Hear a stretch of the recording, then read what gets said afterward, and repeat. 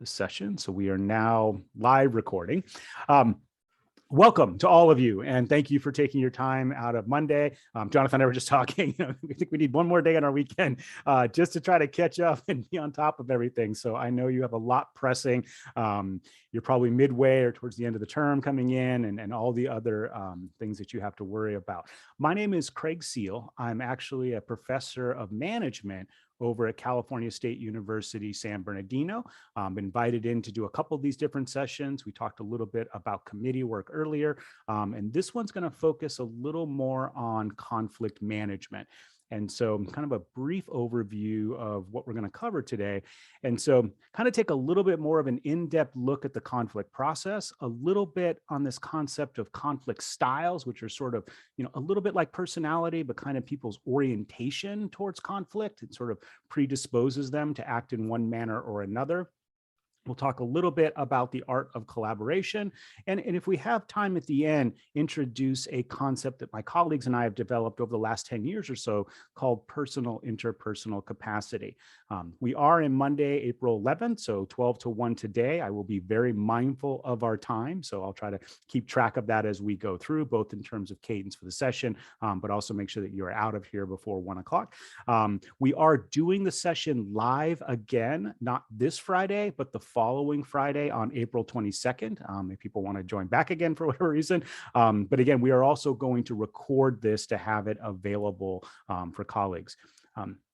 The way I kind of work, I do have a prepared presentation. I will kind of jump in and go through that. But if at any point you want us to pause, go back on something, you have a question, a comment, something you want us to consider, please feel free, either just shout it out there. I will kind of look at the windows, and so you can always throw something into the chat or raise your hand, and I'll see if I can kind of key into that. And Jonathan can help me a little bit if I get kind of rolling and someone, especially with the hand up.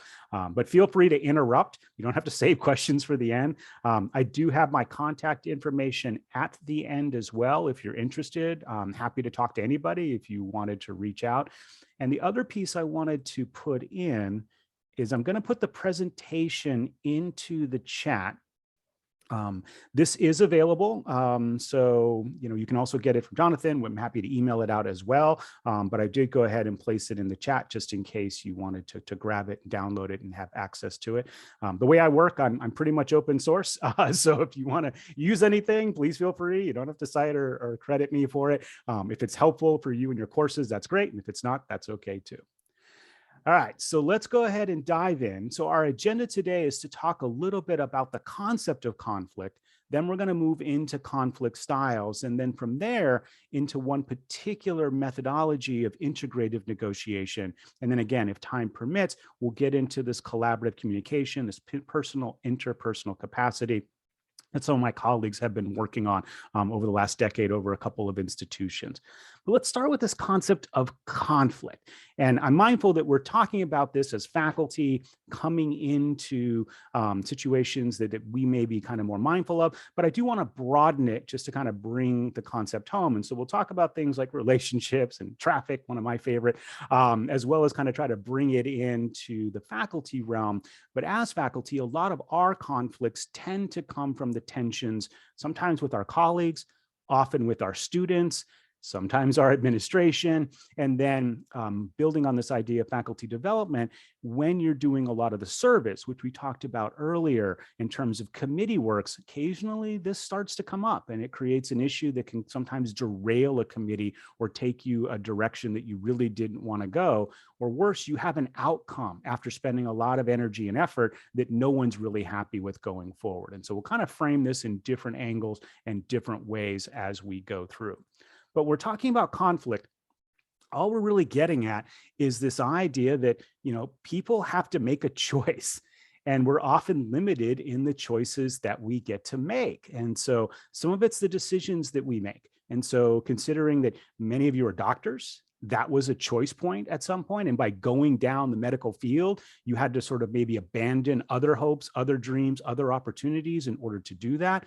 Being here at the university, making a decision to focus on teaching and learning, not just the practice of medicine, is also a decision and a choice point. So we're constantly making decisions, and often those decisions are going to be mutually exclusive to each other. And so that's a source of conflict that comes sort of within the person.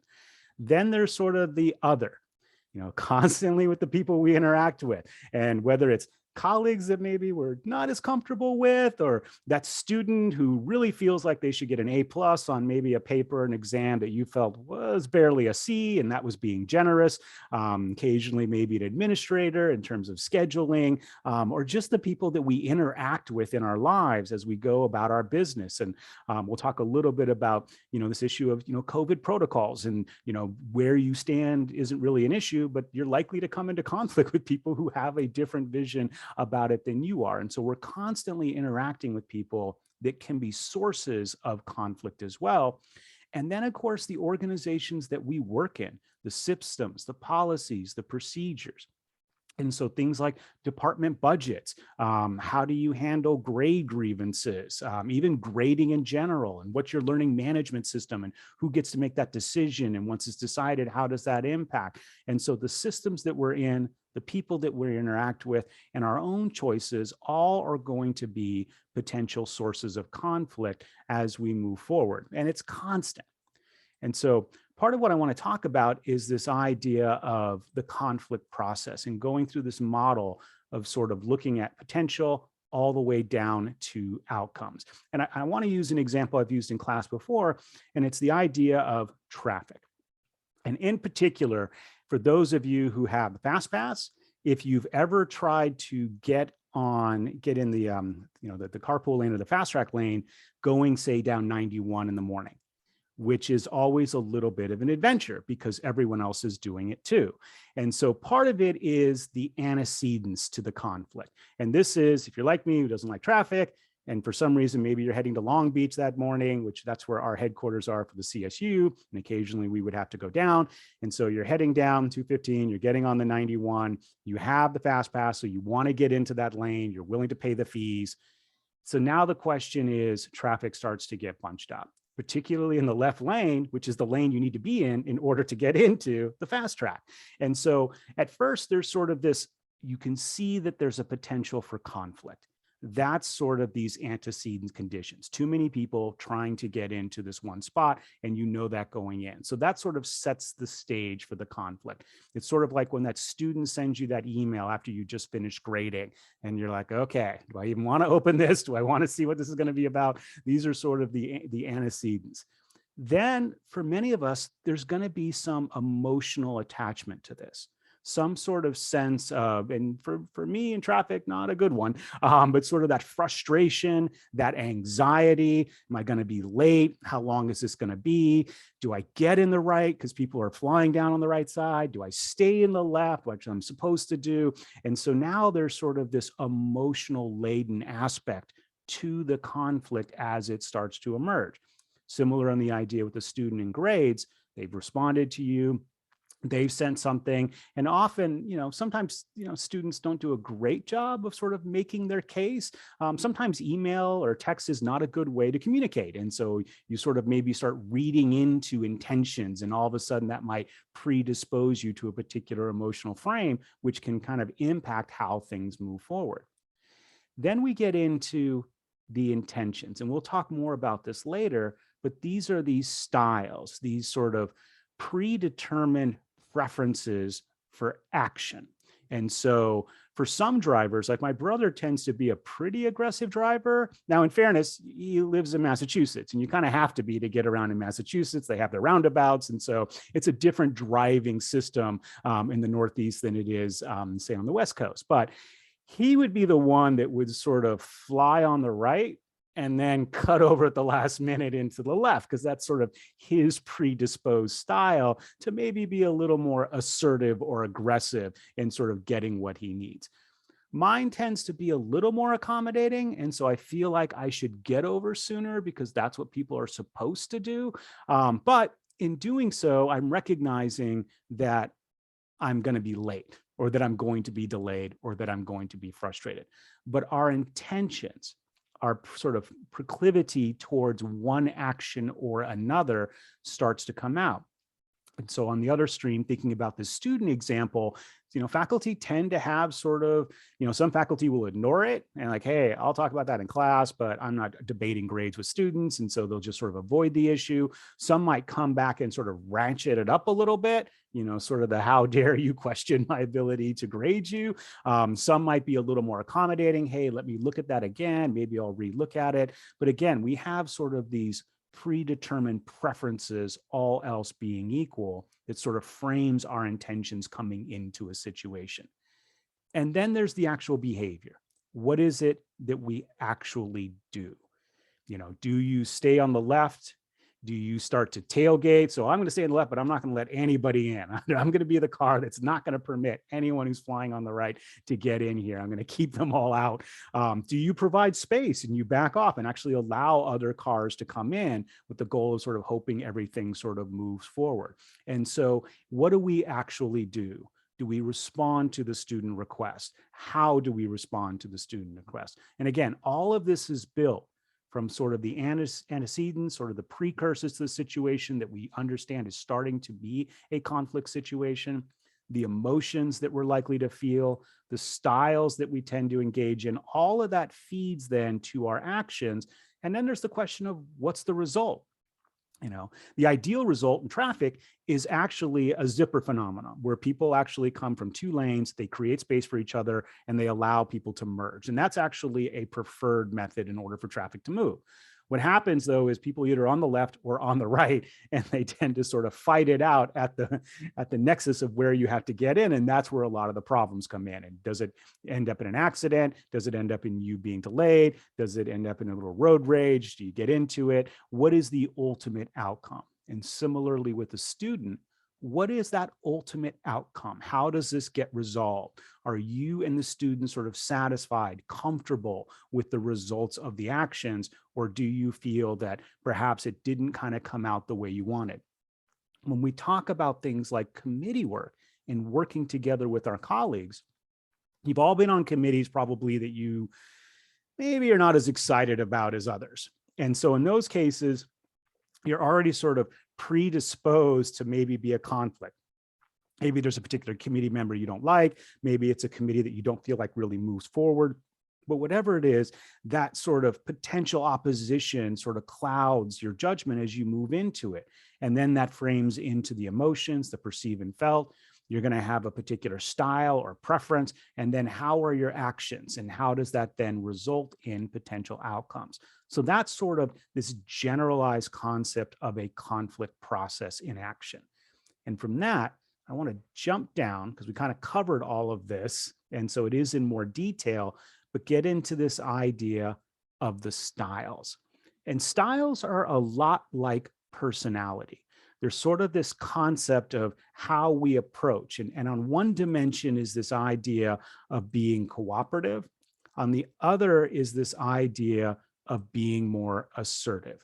And so some people by nature are very comfortable competing. They like to win. They want to get the last word. And that can be really powerful when they're in a win-lose situation or you need somebody to compete or fight for you in a particular situation, but they can't always turn it on and off. And occasionally things where it doesn't really benefit anyone to continue to win can become potentially problematic. But one style is to compete. Basically, this is, I need my needs met, and I don't really care or need to address your needs. So for example, we just came off this weekend. For those of you who are sports fans, we had the Masters, one winner. They're all competing. For those who are basketball fans, we just finished the regular season. We're now about to go into the playoffs or the play-in season. Again, there is going to be one ultimate winner. And in those cases, you want competition. And so as faculty, we often don't have issues that are life and death. Although as medical faculty, you may be in situations where it is a little more, that the stakes are a little higher. But for the most part, in terms of teaching and learning, they're not at that level. And so part of it is, do you really need to compete in that environment, or are there alternatives that would need to be considered?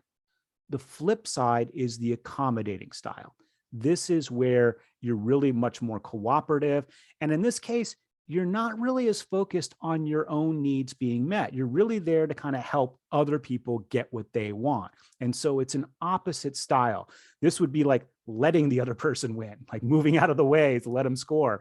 And so accommodating style is really focused on what is it those around you need. And we see this in some of our colleagues who are very service oriented.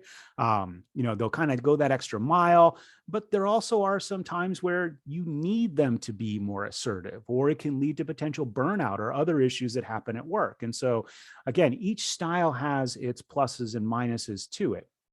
And so one of them's competing, one of them is more of the accommodating style.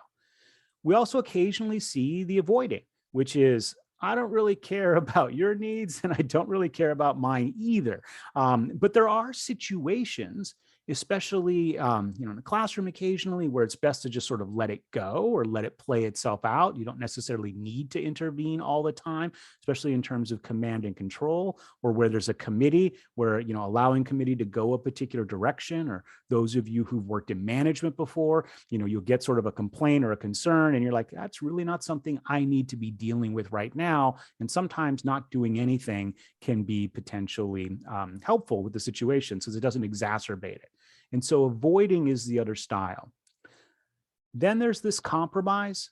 Compromise is sort of that 50-50, that in between. I kind of want to get my needs met. I'm okay with getting your needs met. I'm not necessarily wedded to one or the other. And this is where we see sort of satisficing start to happen, or, you get to a position where, we kind of move, but we don't really get it as far as where we're trying to get, which is what I'd like to talk a little bit about today, is this last mode, which is collaborating. And collaborating is a challenging style, and it's a challenge to do, and we're going to get into it in more detail. But this is where you're really trying to get your needs met, but you're also trying to help other people get their needs met. And this one often takes more time. It often takes more energy. It takes a lot of trust. But at the end of the day, it provides a much better outcome whereby everybody feels like they got what they needed from it and nobody sort of feels slighted or out by the process. And so there are times where collaborating doesn't work as well, especially if people are competing. Collaboration means you sort of show them your cards and they take that information and use it against you. Collaboration does take time. So occasionally you have to make a decision. A committee has to move forward, a decision on a student teaching and learning, or as doctors, some sort of medical issue that you have to move forward with. And so you may not have the time to collaborate, even though you may like it. And so each of these are different ways that we approach it. And some people will tend to be more naturally inclined to avoid. Some will be naturally inclined to compete. Some will be naturally inclined to accommodate. Some like to compromise. And then some people, all else being equal, actually would like to collaborate, would like to work together to be able to find mutually beneficial decisions moving forward. So that's a little bit on these concept of conflict styles. So we've talked a little bit about conflict as a process, and we've talked a little bit about conflict as styles. And now I'd like to transition a greater focus on this one idea of collaboration. So I'm going to jump down. You have this detail, but now I want to get into the collaboration as what we call integrative negotiations. And integrative negotiations are sort of contrasted from distributed, in that integrative provides an opportunity for both teams to win, provides an opportunity for different parties to be able to get what they wanted out of a particular situation.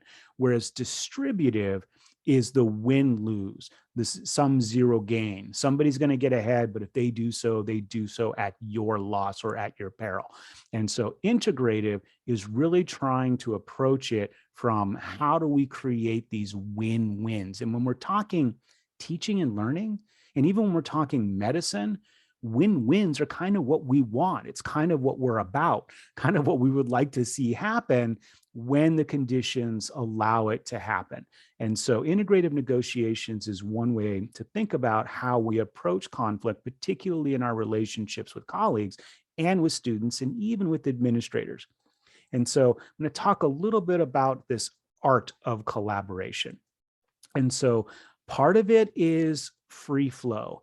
And this has to overcome this dilemma of honesty and trust. So for example, if you're on, say, a recruitment committee, and you have somebody that maybe you really want them to be able to move forward in the process, are you open to talking to the committee about that and why? And this becomes a real issue because people tend to be more guarded. They tend to want to hold to the vest and kind of maybe not share their cards, if you will, because they're worried about what that's going to entail. Curriculum is a really good example. So we're in a situation right now where one of the other departments has asked to make a change to one of our minor degrees in our department. And so we're kind of talking internally about, do we want to do this? Do we not want to do that? And there's sort of this consensus that we're willing to do it, but we're afraid if we show our hand and tell them yes, but we don't get anything back out of it, that it will end up being a suboptimal solution for our department. And so we're in this sort of odd space of curriculum discussions, and we're sort of keeping close to the vest, if you will, our willingness to actually engage with the other department, even though we kind of want to, and even though we're willing to do it, because we feel like we're going to come out as a net loss at the end of it, because basically it's giving up one class to get another. And so this is a dilemma for art of collaboration is, are you willing to trust? Are you willing to be honest? Because that's the only way that you can get into sort of a free flow of ideas. The other thing is trying to understand what other people need. And part of this is revealing your true objections and also this idea of interest for positions. And we'll kind of come back to this a couple different points. But one of the issues we saw, like when we revised some of our curriculum, particularly our core curriculum and our general education, these can turn into bloodbaths very quickly because you have departments that, for some departments, they need to be in the core. They need to be in general education because it's not something that students are going to elect to major in enough numbers, but it's majors that the college, the university feels is important. And so the only way that those departments can be sustained is to have classes potentially in your general education or in your core. And so being kind of honest with that. When we went through a major revision to our general education at the university a few years ago, we had to kind of be upfront that some of our colleagues, particularly in arts and letters, needed some of that space, if you will, in order to be viable because we believed in what they were doing, but they weren't necessarily having the number of majors. Others, like mine in business, we'd like to be in general education, but our survival doesn't depend on it. We have plenty of students who want to major in business, plenty of students in management, accounting, and human resources, plenty of ways to be able to have the budget to do the things that we need to do. And so, being upfront with that and going in with that is really important. And part of this is understanding this difference between interests and positions. A position is, I need my class in the core, and I'm going to fight for that. Hell or high water, it doesn't matter. That's what I want. Interests are what underlies that. What's behind wanting that class in? And maybe it's, I like teaching that class, or maybe it's, we feel like that this is really critically important. But of course, all faculty feel like their classes are critically important and should be part of the core, part of general education. But trying to figure out that underlying issue. Case in point, if you've ever moved before, and you've gone, you're going to buy another house, which market's not great now to be doing that. Great to be selling. But when you buy a house, part of the issue is, hey, I need 3 bedrooms. But the question is, well, why do you need 3 bedrooms? And that's where we get to the interest. Well, I want a home office, or we're going to expand our family, or perhaps we have a parent who's going to be moving in. Well, okay, but can we meet that need in some other way? A position is 3 bedrooms. And interest is, how do we accommodate a couple and a secondary option like an office? And there are different ways to get at that. We can convert a garage, we can convert a den, we can reclaim another room or another area of the house. And so again, this idea of teasing out interests from positions. And then kind of emphasize, what brings us together, and trying to minimize our differences. So what is it that we want? It's kind of like a good relationship or a good marriage. What is it that we want out of this mutual union? What do we want out of this committee? What do we want out of this faculty hiring process or faculty evaluation process? What brings us all together?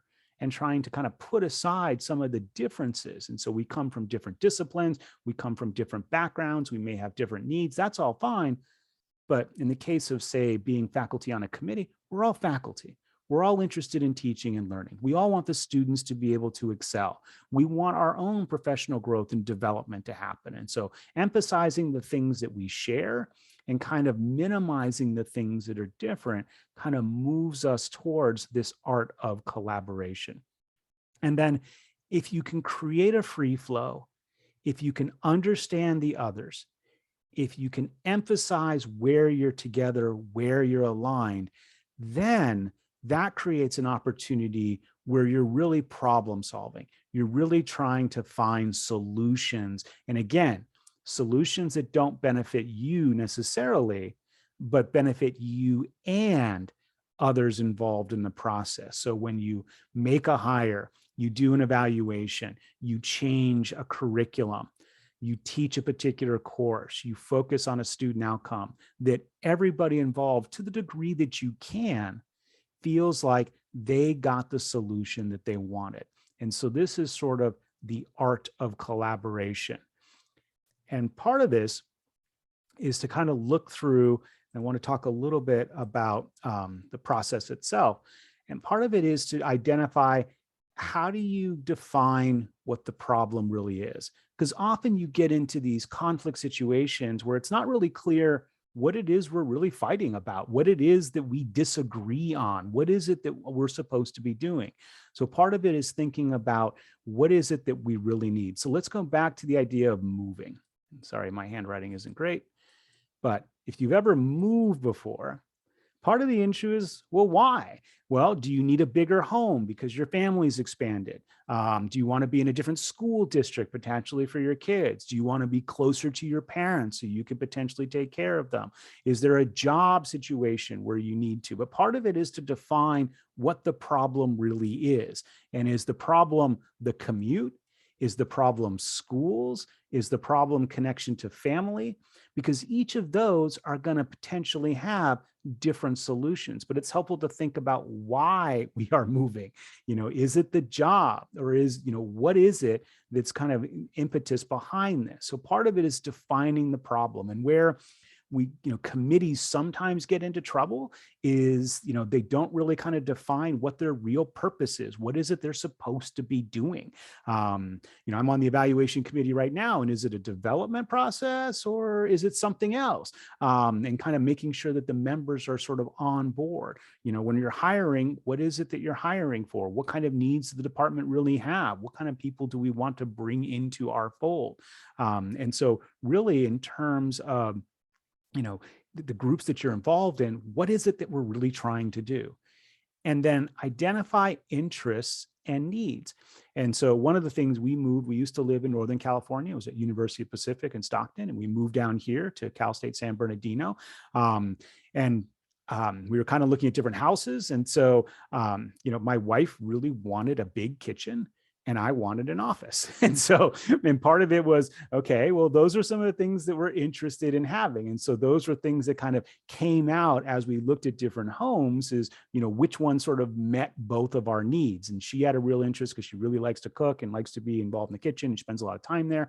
And for me, I do a lot of work at home, even before COVID, as a faculty member. And I like to have that little space that I can retreat to and work from. And so part of it was kind of identifying, what is it that we really needed? And that kind of then starts to set the parameters moving forward.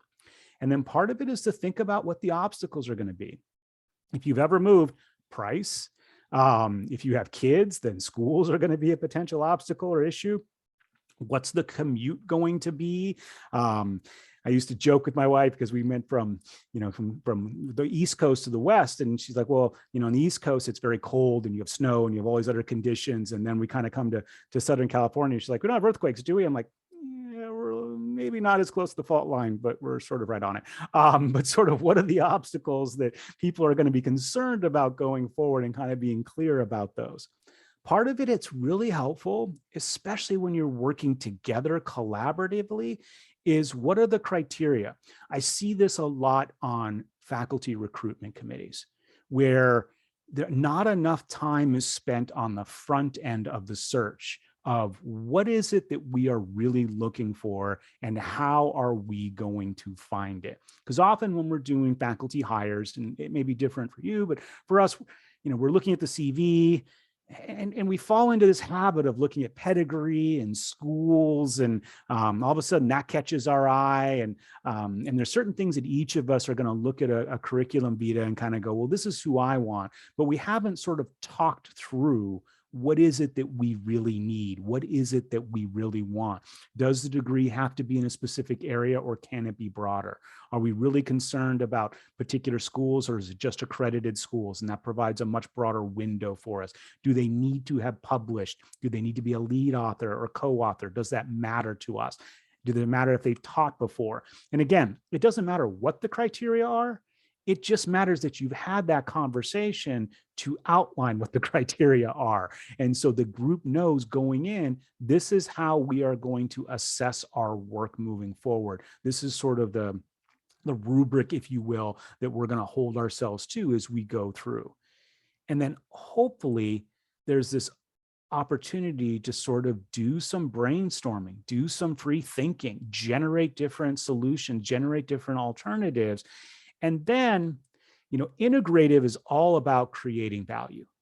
But there does come a point where it sort of shifts a little towards the distributive side, which is sort of at the end of sort of claiming value. So for example, if we took creating value as an issue with labor negotiations don't do this, but they could and they should. Labor negotiations are generally about trying to split a fixed amount of pie. But rarely do they engage in a process, employees with management, about how do we grow the pie? How do we make the pie bigger? Making the pie bigger is about creating value. That's the integrated process.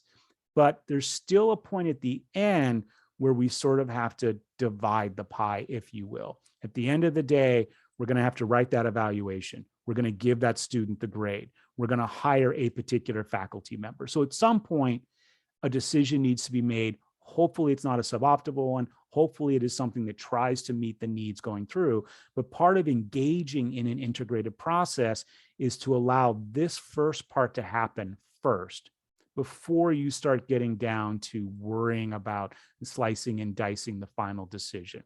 It's sort of, we talk with students about, let the course come, engage in it. Stop worrying about the final exam. The final exam is at the final. We haven't gotten that point yet. Let's engage in the teaching and learning aspect. Let's engage with the work. We will get to the final when we get to the final.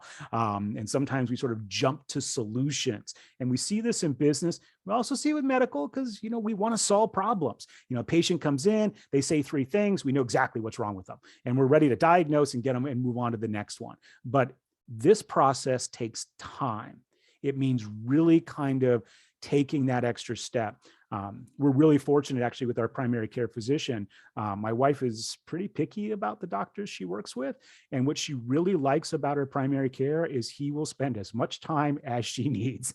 And she will ask a whole lot of questions. And he's very patient, very collaborative, very much takes what she says at face value, and gives her that space. And so when we go, and going to the doctors is hard, but it kind of feels like we're creating value. And then at the end, something has to be prescribed. We may have a procedure, we may not, but it really feels more integrative going through. And so that's what we're trying to shape as we have these interactions with our colleagues. This is what we would like to see. And often, much like with teaching's an odd thing at universities. And I also, students will kind of comment or be surprised when they understand how faculty become educators, because they're sort of thinking the K through 12 model. Well, you went to school to learn how to teach, right? No. You're certified, right? No. Um, then what the heck are you doing in the classroom? Well, I wrote a paper that no one read. Oh, that's what qualifies you to be here. Okay. And so this is sort of this not understanding that although faculty, they're really great faculty teachers, we're not necessarily trained to do it. We kind of fall into it, and some of us are really passionate about it, and many of us get really good at it over time, or at least we hope we're getting good at it over time. We're trained to be researchers, at least in my field, and in yours, in terms of medical practitioners. There's a particular body that medical doctors are going to have, but that doesn't necessarily lend to other areas, and that's where this collaborative integrated process, because we're approaching our committees the way we approach everything else. And sometimes we want to win because we're competitive by nature. We did really well in our grad program. We want to be the best. But some of that doesn't always help to foster these more collaborative processes that we want going forward. And again, the details are here, but I wanted to kind of come back to a couple of factors that sort of help, and then we'll transition to a particular model that some of my colleagues and I have been working on. And so part of it is having a common objective. Maybe you don't. And maybe it's good to know that from the outset, but it's really helpful to have a common objective or goal. I do a lot of teams in my courses intentionally because I teach management, and I think it's important for them to embrace and engage teams. And I'll ask them about their teams, because the reality is a group of 5 random students that I put together, they may all say they want a good grade, but they're not necessarily all willing to work for it. And so what you'll find is there's a couple of students who are frustrated because they want to get an A, but then there's a couple of students who are like, yeah, I'm kind of skating because I've got a job or a family, or this class isn't important, or I'm graduating this summer anyway, and I just need a D minus. And so there are different goals and different objectives. And so when we come together as colleagues, it's helpful to kind of go, well, what is the objective? What is that commonality? To really have some faith in problem solving. We talk about this in my field, particularly with groups and teams, is you kind of have to fight a little bit, and you kind of have to have faith that it's okay to disagree with each other. Because if you're so afraid to disagree, that doesn't necessarily lead to good decisions. That doesn't lead to collaboration. So that doesn't mean you have to be, a jerk about it. It doesn't mean that you have to win, but it does mean that you have to think about the ability to work collectively. I kind of joke with my students, particularly, if you're dealing with younger students who maybe are earlier in their relationship cycles, with others. I'm like, you first meet somebody and it's all wonderful. And it's that limerick stage, and, it doesn't matter what habits, everything is awesome about the person. And you're like, people are like, have you fought? And I'm like, no, the relationship's great. We're never going to fight. We think alike. And I'm like, well, you're not really in a relationship then, because relationship is after you fight. And if you're still together, then it's a relationship. And so part of this with colleagues is to be able to kind of have this faith in the ability to disagree. And so faith that we can problem solve together. We're working on a grant right now. Like with Jonathan earlier, it's due this Friday. We're trying to look for about it's not a huge grant, a couple $100,000, but big for us. And one of my colleagues, took the original, and now she's kind of blown it all out. And I'm like, oh God, and so now we got to meet, we got to talk about it. But we've worked well enough together that we can do that. She's kind of like, okay, I know you're going to cut this down, because I tend to be more minimalistic. She tends to kind of throw everything into it. And so we have these contrasting styles, but we work well because we have contrasting styles. And I can take what she's done or what I've done, and we can play off each other. And so we have faith in our ability to work together. Really some validity on both perspectives. And so I remember we had a particular contentious issue. We were revising one of our graduate programs, and there was a particular department that's like, my class has to be in here. And they were not going to let it go. And so even though some of us kind of didn't think the class necessarily needed to be there, we could at least understand why they thought that class needed to be there, and how important that class was to that faculty member, and how they saw it as really a key course, and how they saw higher education. So again, it doesn't mean we have to agree, but it does help to at least consider. And that's where the validity of multiple perspectives come in when we're trying to do these integrative collaborative decisions. Motivation is a big piece, and how motivated and how committed. Collaboration is hard. If one party is going to take their ball and go home, then it's not going to work. And it's kind of helpful to suss that out from the beginning that, hey, how much do you have vested in this? And if the first sign of trouble, you're out of here, that's good for me to know from the start, because then maybe I don't want to put as much energy. But in order to work it through, again, much like a relationship is, you've got to be able to stick it out even when for better or for worse. And so that better or worse, that motivation to persist together is really important in order to have these integrative conversations. And so much of what we do is based on relationships. I love teaching management because for me, it's such an exciting field, but it really kind of gets to the core of my professional experience and also my academic experience. Everything is predicated on relationships. I mean, yes, you can call records and call the hotline and maybe get somebody, but most of us call the person we know in records, or call the person we know in advising, or call the person we know in the dean's office. It's a relationship business. Every organization is predicated on relationships. In fact, that's what organizations are relationships. And so, keeping that in mind, that we want to maintain. I had one analyst working for me. She was so hardworking, got in early, stayed late, would work weekends, would respond in the evenings if needed. She added a lot of value to our unit. Did not get along well with anyone. and we would have conversations. I'm like, part of your job is to improve your relationships. She's like, well, I don't care about that. I'm like, well, I do, because it matters how we operate as a unit. And so we had a lot of coaching sessions on trying to bring relationships. I'm like, that's great. You saved me money. It's great that you did your job as an analyst. It's great that we got that report, but it doesn't help us if you're doing so in a manner that's kind of leaving a scorched earth policy as it goes through. And so really focusing on building relationships. And faculty, I'm blessed to be in a department where we get along. But when you go to a university, and I bounced a couple of different universities for different opportunities, but you're looking at 10, 20. We have one of our colleagues, she's retiring next month, 35 years. That's a long time to not like your colleagues if you don't have good relationships. So it's really premised on having those positive relationships. And again, in academia, we tend to hang out for the long haul. And so liking the people that you work with goes a long way towards having a much more enriching experience. And that leads us to communication. Being clear. And this can be challenging. I know our department is incredibly diverse. English is not the first language for about half of our faculty from all over the world. And so communication in terms of finding a commonality, but just even styles of communications, how people tend to handle issues of authority, gender roles, cultures are very different. So trying to be clear on what we're actually saying and why. And often I found that some of our better administrators and our better department chairs are those who sort of over communicate, who will kind of send a lot of stuff because they want to make sure that the message is being sent. So clear, accurate communication. And then this idea of integration, we talked about before, but the idea of collaboration, approaching it from, I want to win, you want to win. We both want to do what's best to move forward.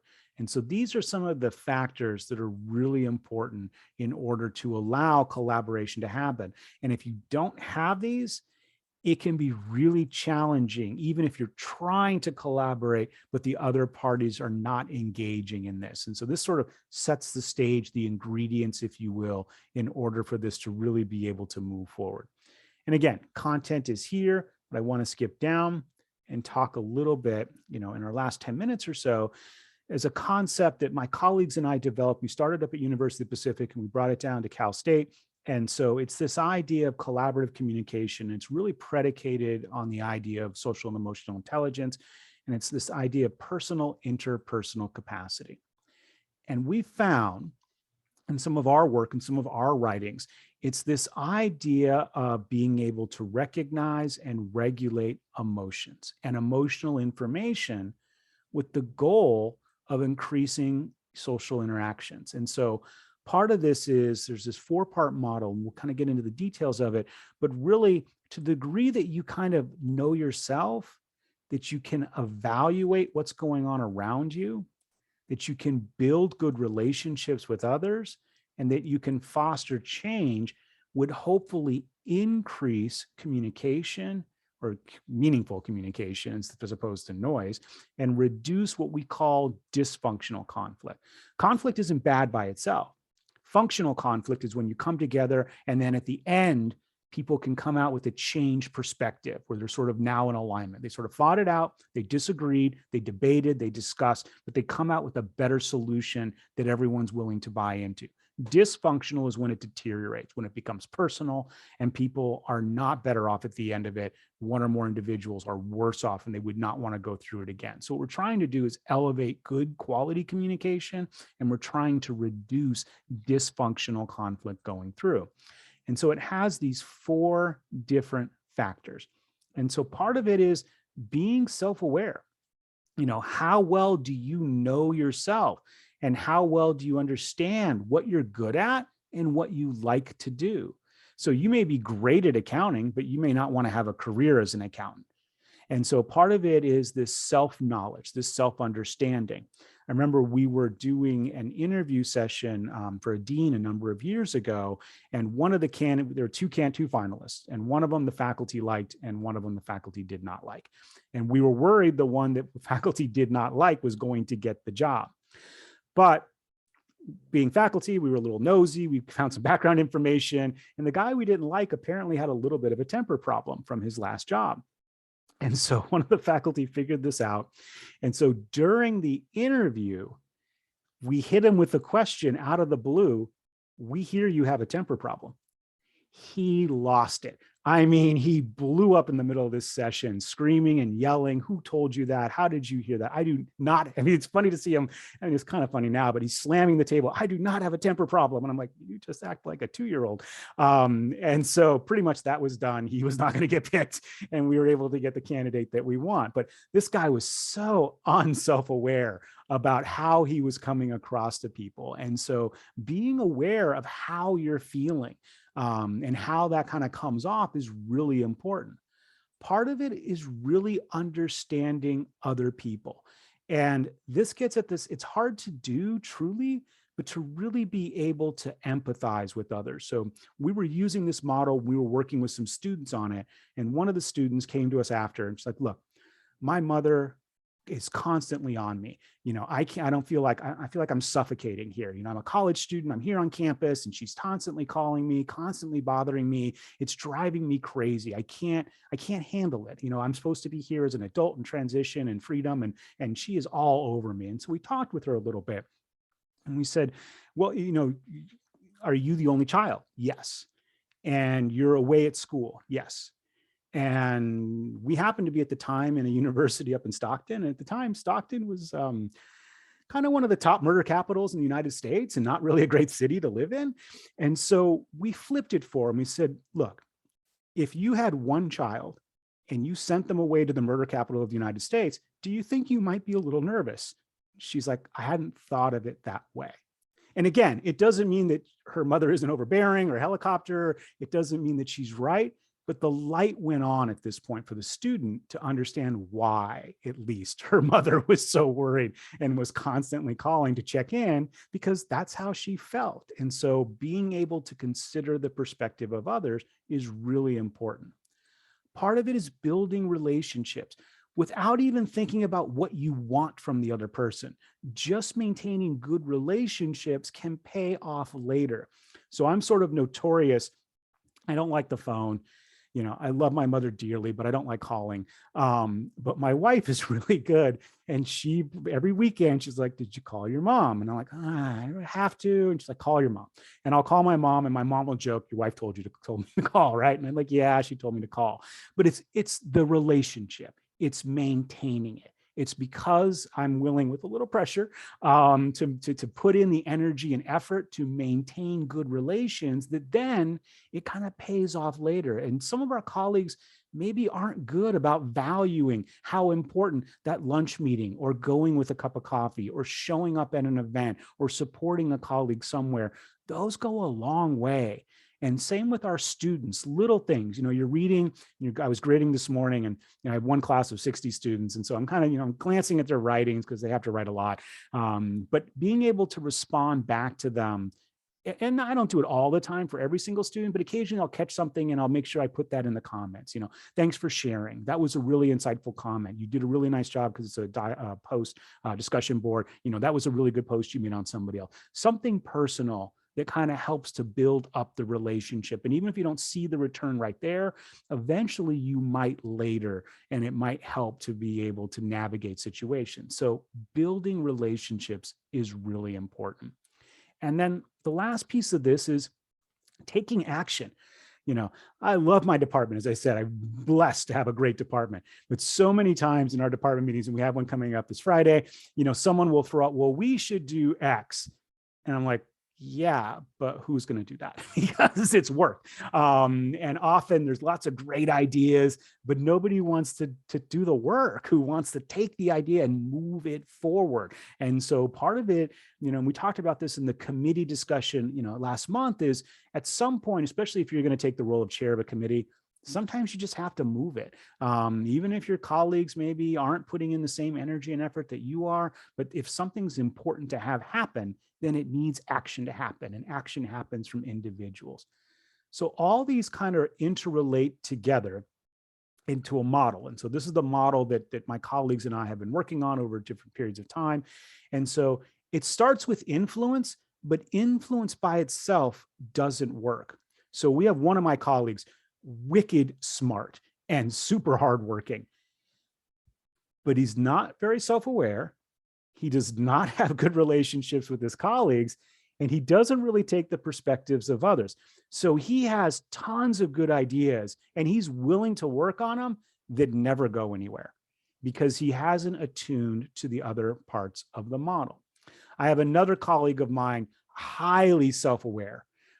She's always like, she knows exactly how she's feeling and why, but she doesn't always like to take the initiative. And so she kind of, will talk about how she's feeling and what she's seeing. And she's insightful about how she's feeling, but she's not moving things forward.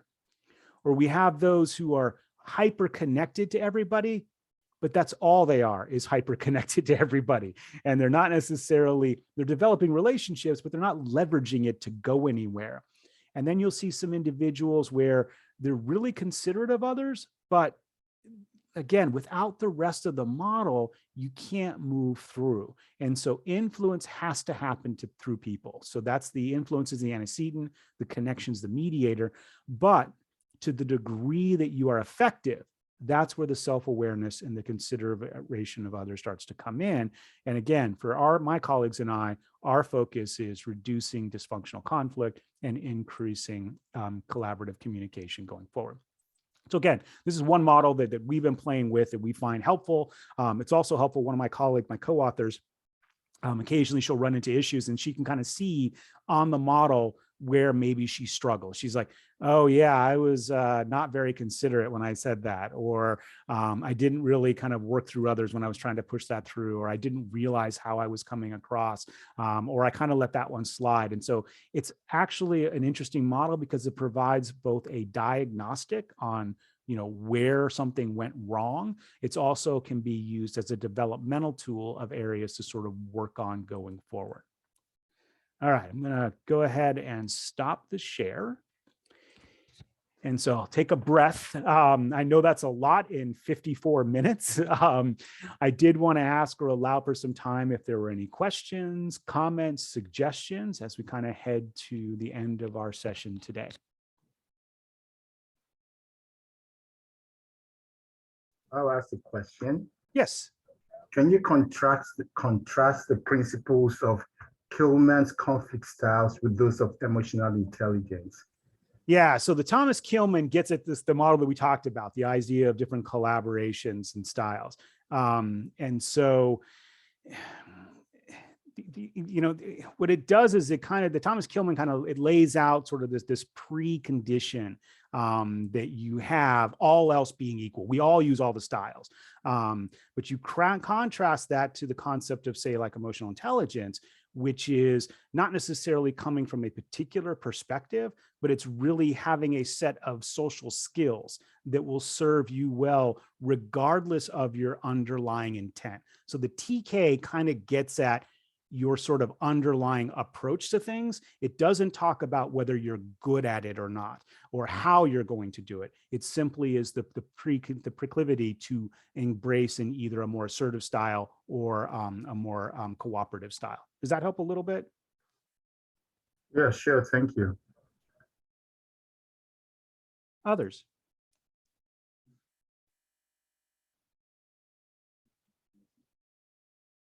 Well, I certainly don't want to keep you. I know, like, for many of you, you're back to back. So that 5 minutes is the time to go grab a cup of coffee, go to the restroom, and get ready for the next one. But Jonathan and I will hang out for a couple more minutes if there are follow-ups. I'm going to go ahead and end the recording.